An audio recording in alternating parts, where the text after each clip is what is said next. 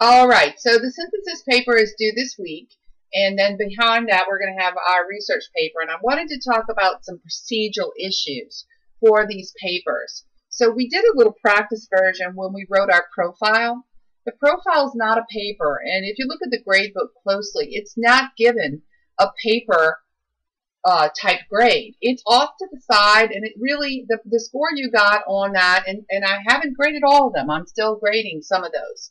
The grade that people got on it, maybe 69, maybe a 79, maybe 100 or whatever, it's not even factored into the grade book at all. The only place in your actual score that you get points for this profile is whether you did it or not. And if you look down in the right-hand side of the grade book under participation, there's a little box for profile. You should get 100 just for doing the assignment. Some people got more than 100 because they did the self-grading rubric on that. So I was given an extra 10 points. This is helping some people's participation grade. Even to this day, I will still take, if I have not graded your profile paper and you want to go to the rubric and do the rubric, you will get some extra points for doing it, as long as you beat me to it. I've been doing those little by little. Like I said, they're very small.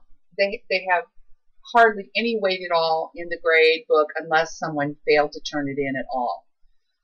But we did a practice type of thing. You practice writing a paper, getting some feedback from me and from the tutor. You practice submitting something to the tutor and getting a report back. You practice uploading that report to your Dropbox in preparation for the synthesis paper and for the research paper. I also asked people in one of the writing activities to tell me what they would do if they had a chance to rewrite that paper. And so we blogged about that and thought about that. Some people actually went as far as rewriting the paper. I never asked people to do that. But if you did go through all the trouble of doing that and you want me to look at that and you want to put a final version of that in your Dropbox, when and if I get some time, I'll look at that and grade that one instead if I haven't graded your other one, or give you some feedback before the course ends. For the synthesis paper, you're going to be turning in that full draft when it is due, not to your Dropbox, not to me, but you're going to directly submit that to Smart Thinking Tutor.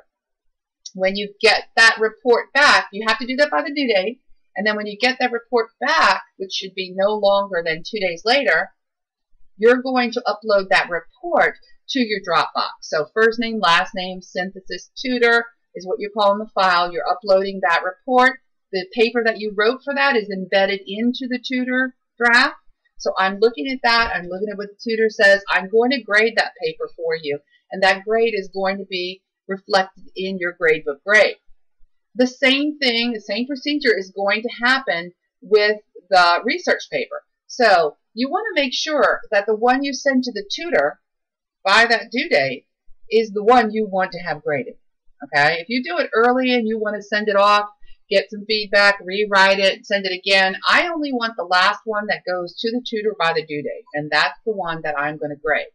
Now someone might ask, why are we even bothering to send this to a tutor if there's no opportunity to rewrite it or change it or use that advice from the tutor to get a better grade? Well, there is, and that's called the final exam. So let me go to the final exam. I have had this in the linked into the assignment sheet section of your drive. Students have had access to this all semester long. I put this up week 2. But I don't want people starting on it because, you know, it really have to wait until the last week or 2 of class to do this because there's information that you're still gathering that's going to help you. So there are going to be 3 things you're going to turn in for the final exam. You're going to be writing an essay that's called your reflection, that is going to reflect on certain aspects of the course that I've taught during the semester. And you're going to be talking about your mastery or lack of mastery in these specific areas, and you're going to be using your own papers and your own performance in those papers as evidence to make your case. Now, let's go back to that profile, because again, I didn't make you write that paper and have it of little point value for no reason as a waste of your time and mine. It parallels. It's a nugget or a seed to the final exam reflection that you're writing. When you look at the 2 assignment sheets together, you can see that you kind of sort of see that the profile paper was a seed of the same topics, and that the final exam reflection is the full-blown crop. Okay, so you're going to be turning in a final exam reflection by the final exam end of that period, and then you're going to have final exam copies of both your synthesis and your research paper. And I'm hoping that everyone clearly understands the difference between these two papers. The synthesis is a paper that looks at all the sources that you have collected at this point, and you're looking for gaps and holes and overlaps, similarities, differences on your topic, and your paper is arranged by those gaps, overlaps, aspects, points of views, etc. Your research paper is an argument or an expository, depending on which option you pick, on that particular paper. So you have an audience in mind, you're trying to inform, or with option 2, you're trying to convince them, change their beliefs, change their actions in some kind of way. So you're making an argument in that paper. So you're going to be asked to do minimal revisions for 5% of your final exam. You're going to be asked to take and make some minor revisions to both of these papers. The minor revisions will give you 5%, or you can take each one or both of these papers and completely rewrite them using the feedback that you got from the rubric from me and from your smart thinking tutor and your peers or whatever. You can even go to the on-campus or distance tutors and get some extra information from them on your paper. If you rewrite that, and there's special procedures for that, and you do a significant revision on those papers, you can get replacement grades. So the full draft went to the tutor. I graded it after I got back the tutor report. You got a 75.